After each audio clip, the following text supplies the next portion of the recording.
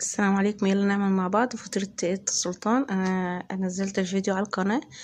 اقول لكم بقى، شايفين الشكل التحفة ده الشكل النهائي بعد ما طلعت، وده هندهن الوش بيه صفار بيضة ولبن وفانيليا وخل. هندهن الوش وهندخلها الفرن على درجة حرارة 180، وهنعرف في الوسطاني، مش هنشغل الشواية خالص، من تحت بس. وهنوطي عليها النار، هتبقى تحفة جدا.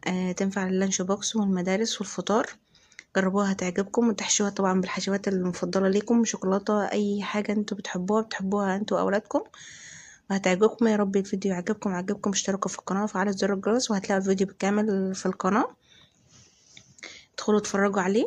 وهي بعد ما طلعت من الفرن هندهن وشها زبدة، وهنغطيها يعني تطرى شوية، هتبقى طرية جدا. ويلا اشتركوا في القناة، والقاكم